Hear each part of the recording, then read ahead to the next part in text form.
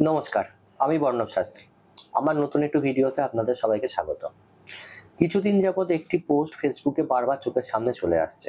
পোস্টটা হলো ঠিক এরকম: সদ্গুরুর থেকে দীক্ষা নিতে চাই ও তন্ত্রক্রিয়া শিখতে চাই। এইবার প্রশ্নটা হচ্ছে, সদ্গুরু কি করে বিবেচনা করবেন?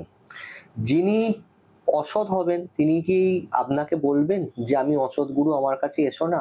উল্টে তিনি আরো সততার সঙ্গে নিজেকে পরিবেশনা করার চেষ্টা করবেন। অর্থাৎ সদ্গুরু কোনটা এবং অসৎ গুরু কোনটা সেটাকে আপনাকেই কিন্তু বিবেচনা করে নিতে হবে। আসুন খুব শর্টকাটে জেনে নেওয়া যাক সদ্গুরু কিভাবে চিনবেন। প্রথমে বলবো, আপনারা যে গুরুদেবের থেকে দীক্ষা নিতে চাইছেন তার সঙ্গে 6 থেকে 8 মাস খুব ভালো রকম ভাবে ফোনে কথা বলুন। সম্ভব হলে ওনার মন্দির, আশ্রম বা চেম্বার, বাড়ি যেখানেই উনি না থাকেন সেই জায়গাটায় আপনি যান, তার সম্বন্ধে ভালো করে খোঁজ খবর নিন। দীর্ঘদিন ধরে ওনার সম্পর্কে, যে মানুষটি কিরকম, চারিত্রিক দিক থেকে কিরকম, মানসিক দিক থেকে কিরকম।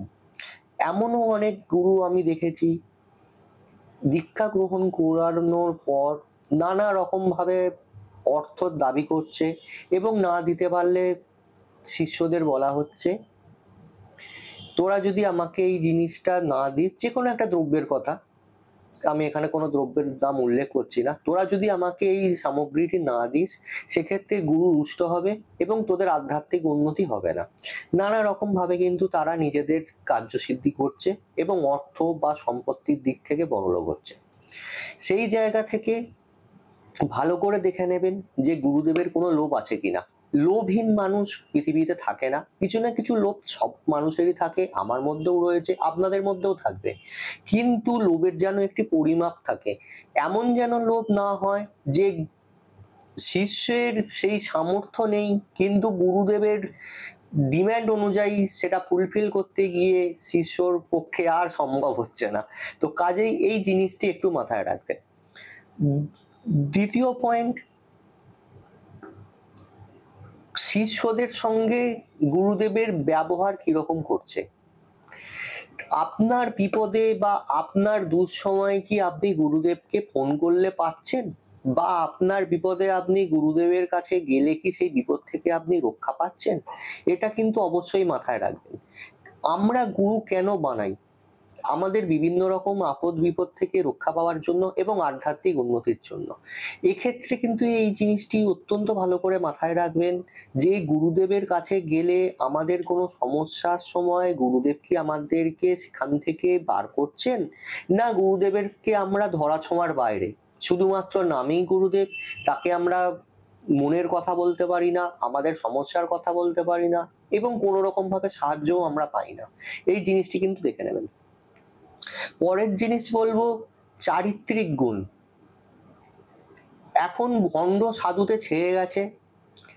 কে ভণ্ড কে সৎ আমি কারুর নাম করে বলছি না, সবাই সৎ আমি জানি।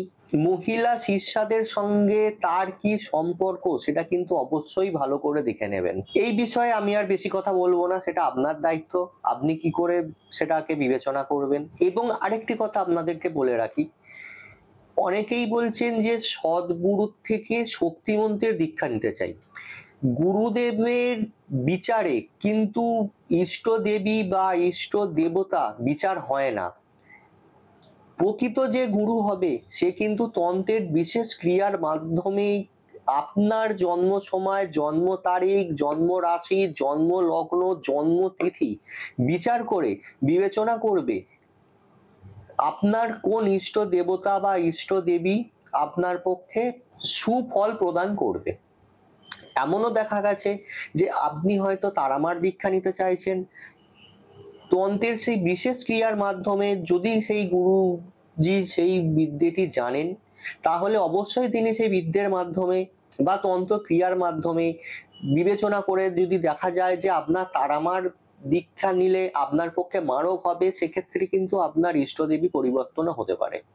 কাজেই আপনারা ঠিক করবেন না বা আমরাও ঠিক করি না শিষ্য কি দীক্ষা গ্রহণ করবে, কি মন্ত্রের দীক্ষা গ্রহণ করবে। অবশ্যই সেটি একটি তন্ত্রের গুপ্ত ক্রিয়া, তার মাধ্যমে আমরা বিচার করে নিই শিষ্যকে গুরুমন্ত্র দিলে সেই গুরুমন্ত্রটি যে ইষ্টদেবীর হবে সেখান থেকে সে লাভবান হতে পারবে কিনা। এবং আরেকটি কথা আপনাদের বলে রাখি, সেই প্রয়োগের মাধ্যমে কিন্তু কি, কোন দিন, কোন তিথি, কোন নক্ষত্রে আপনাকে দীক্ষা দেওয়া হবে সেটাও কিন্তু সেখান থেকে বোঝা যায়। অর্থাৎ পঞ্জিকাতে দেখবেন নানা রকম দীক্ষার দিন আছে, সেই সময়ে গুরুদেব আপনাকে দেখে জানিয়ে দিলেন এই দিন চলে আসুন, আপনাকে আমি দীক্ষা দিয়ে দেবো। এটা কিন্তু হয় না। এক একটি মানুষের জন্মছক আলাদা রকম হয়, এক একটি মানুষের রাশি লগ্ন আলাদা হয়, তার তিথি নক্ষত্র আলাদা হয়, পায়া আলাদা হয়, যোনি আলাদা হয়। সেই সব বিস্তারিত আলোচনা করে ইষ্টদেবী বা ইষ্ট দেবতা ঠিক হয়। এখানে শক্তি মন্ত্র বা কৃষ্ণ মন্ত্র দীক্ষা নিয়েই যে আপনাকে তন্ত্র সাধনা করতে হবে তার কোনো মানে নেই। যে কোনো মন্ত্র নিয়ে, হ্যাঁ শক্তি মন্ত্র নিয়ে তন্ত্র সাধনা করার জন্য খুবই ফলদায়ক হয়, কিন্তু ইষ্ট দেবতা আপনারা কিন্তু বিচার করবেন না, বা যে গুরুদেবের থেকে দীক্ষা নেবেন তার থেকেও কিন্তু সঠিকভাবে জেনে নেবেন যে আমার এই দেবীর দীক্ষা নিলে সেটি আমার ফল প্রদান করবে না মারক হবে, সেটি জেনে তবেই কিন্তু দীক্ষা নেবেন। দীক্ষা সম্বন্ধিত যদি আরো কোনো বিস্তারিত তথ্য আপনারা আমার থেকে জানতে চান, অবশ্যই আমাকে একটি ফোন করে নিতে পারেন, বা তন্ত্রের বিভিন্ন রকম ক্রিয়া, বিদ্বেষণ, উচ্চাটন, বাস্তু দোষ, নবগ্রহ, মাঙ্গলিক দোষ, কালসর্প দোষ, বিভিন্ন রকম গ্রহ দোষের যদি কোনো সমস্যায় জর্জরিত হয়ে থাকেন, যদি আপনারা মনে করেন আমার দ্বারা আপনারা উপকৃত হবে, আমার কোনো কনসালটেন্সি ফিস থাকে না, আপনারা ফোন করবেন, আপনাদের বিচার করব জন্মছকের করে, যদি দেখা যায় আমি সেই ক্রিয়াটি আপনার করে দিতে পারবো, তবেই আমি আপনাদেরকে বলবো আমার দ্বারা এই কাজটি করা সম্ভব, এবং আমি কোনো রকম ভাবে তন্ত্রক্রিয়া করার জন্য পয়সার ডিমান্ড করি না। যেইটুকুন আপনাদের খরচা এবং কবচ তৈরি করতে যেইটুকুন খরচা, সেই খরচাটুকুন আপনারা আমাকে দেবেন, অথবা আপনি সমস্ত সামগ্রী এনে আমাকে দিতে পারেন। আপনাদের যদি মনে হয় 1 টাকা দক্ষিণা দেবেন তাও দিতে পারেন, যদি মনে করেন যে 1টা কুড়ি 5 কুড়ি দিয়ে দেবো সেটাও দিতে পারেন, আমার কোনো ডিমান্ড নেই।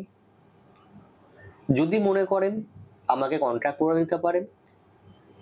আমি চেম্বার বেশি করার সময় পাই না, কারণ আপনাদের কাজ করার জন্য আমাকে সবসময় ব্যস্ত থাকতে হয়। আমার একটি মাত্র চেম্বার, সেটি হচ্ছে টালিগঞ্জ সিরিটি শ্মশানের অপোজিটে, এবং মাসে একটি দিন অর্থাৎ আমাবস্যার 2 দিন আগে চতুর্দশী দিন তারাপীঠে আমি চেম্বার করি। যদি কারোর মনে হয় অবশ্যই আমার সাথে দেখা করতে পারেন। ভিডিওটি আর এর থেকে বাড়াবো না, আজকে এইটুকুনি। নমস্কার, ভালো থাকবেন।